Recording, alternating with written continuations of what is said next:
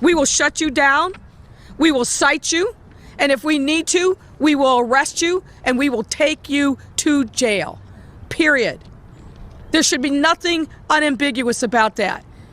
Don't make us treat you like a criminal. But if you act like a criminal and you violate the law and you refuse to do what is necessary to save lives in the city in the middle of a pandemic, we will take you to jail, period. What's going on, everybody? Wired here. I hope you're all having an excellent day. And today we're going to jump into an article about Mayor Lori Lightfoot, well, for a little while longer anyway, claiming that racism and her gender and her sexual preferences are the reason she's lost re-election.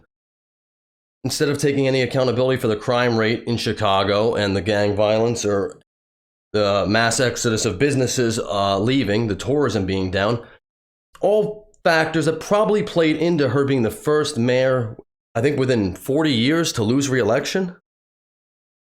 But before I get into the article, let's get into it from her own words, and then I got a couple memes here from it too. So yeah, let's get into it. To criticism, Tribune editorial used the term irascible. How much of this do you think might have to do with the fact that you're a woman, and specifically a black woman? About 99% of it. Expand on that. Well, I mean, look at my predecessors. Did people say that Rich Daley held tea sessions with people that he didn't disagree on? Rahm Emanuel was a polite guy who was a uniter? No. Women and people of color are always held to a different standard. I understand that. I've known that my whole life. And the Tribune or whoever can write what they want. What I'm doing is fighting for the residents of the city. I'm an advocate. I'm going to continue fighting. Obviously, we need to be focused on uniting people as much as we can. But I was elected and ran on disrupting the status quo. And when you disrupt the status quo, you are going to make people uncomfortable. You are going to have people criticize you. Yeah, so you heard that right there. It's not Lori Lightfoot's fault for anything that's going on. It's just, it's bigotry. It's racism. It's, her sexual preferences. Nothing to do with the crime rate in Chicago. It's fascinating stuff. Especially if you want to consider, and maybe it's just me, I'm a little bit dumb, but how did she get into office in the first place if Chicago is such a racist city, people didn't like her gender, they don't like her sexual orientation? How did she get elected? I'm going to pop up a couple memes right here. Here we can see Lori Lightfoot taking a job as the weather girl, which, might be a decent job for her. We got another one where she's homeless, and another one where she is the spawn of E.T. and Beetlejuice. I don't like to comment on people's appearances, but it's fairly accurate. All right. So let's get into this article here where Lori Lightfoot is going to explain about how she lost this re-election by a landslide.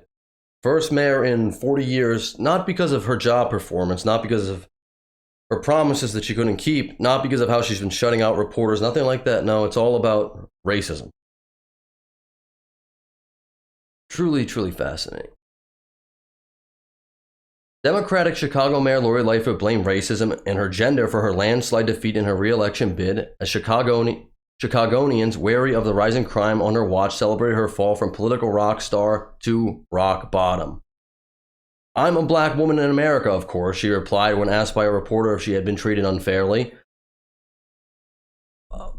But she called being Chicago's mayor the honor of a lifetime. "Regardless of tonight's outcome, we fought the right fights and we put this city on a better path," Lightfoot said as she urged her fellow mayors around the U.S. not to fear being bold. Well, I would completely argue against that. I would say if you did the right things and you put the city on the right path, you'd probably be getting a second term. Maybe if you just weren't so abrasive and, people, you had a little bit better public rapport and you could actually answer some tough questions and actually take some accountability, maybe you'd be getting another term. But, I'm sure it's got to be everything else but your job performance. Amid heavy criticism for the crime wave, homelessness, and other troubles plaguing the city, the mayor has also injected race into the run-up to the election. "I am a black woman, let's not forget," Lightfoot, 60, told the New Yorker in a piece that ran Saturday. "Certain folks, frankly, don't support us in leadership roles." Well, obviously, then the obvious question is here, well, how did you get in the job in the first place? How did you get elected if people didn't support you because of your gender, because of your race, because of your sexual orientation? I don't even know how you can make that argument. That's just mind-boggling to me. It's like how you can actually come out here and just say that, but I guess that's a whole Democratic thing. Hey, it's not everything else, but it's not the performance of the job. The Chicago Tribune called her loss political embarrassment and argued that crime skyrocketed on her watch. I would say that's true, from what I know about Chicago. Lightfoot campaigned for mayor in 2019 by arguing crime was too high, saying she wanted to make Chicago the safest big city in the country. Well, that definitely did not happen. But homicides, mostly from gun violence, spiked dramatically in 2020 and 2021 from 500 murders in 2019 to 776 and 804 in the next 2 years, respectively. Shootings and carjackings also skyrocketed. Yeah, it's this whole soft on crime policy here. I believe Chicago has a ban on firearms, and yet it's very odd that with a ban on firearms, it seems like people who don't follow the law can still get them. I mean, color me shocked. I would never imagine that would happen. Criminals not following the law. I've never heard of such a thing. Violent crime in the city spiked by 40% since she promised during her inaugural address to end the epidemic of gun violence that devastates families, shatters communities, holds children hostage to fear in their own homes. The Chicago Sun-Times reported. The paper attributed some of her woes to bad timing due to the pandemic and civil unrest following the murder of George Floyd in May 2020.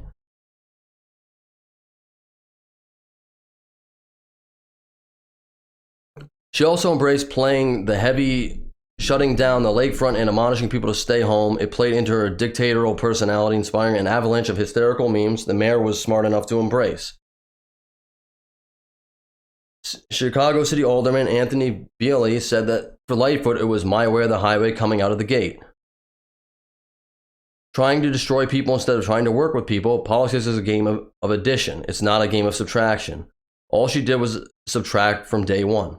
Yeah, I would agree with that. And I would say Chicago made the right move, removing her from her position as the mayor.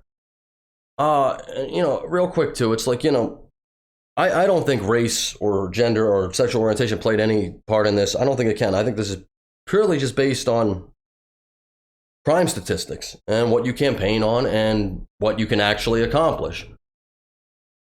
And it's not a job I would envy her for, but I don't like this constantly playing the victim card. I think that's so disingenuous. It doesn't actually add anything to the conversation. It doesn't help in any sort of way because it eliminates the ability for you to look inward and be like, hey, maybe I need to change some things. Maybe I haven't done the best job. But no, it's not Lori Lightfoot. It's everything else around her. It's her gender. It's her race.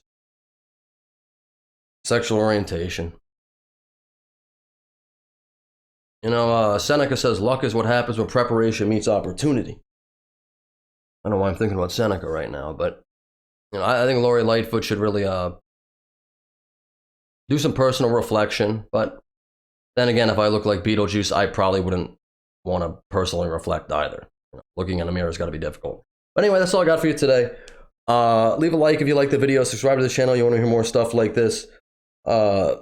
And if you didn't like it, hey, thanks for listening this long anyway. And I will see you all in the next one. Later.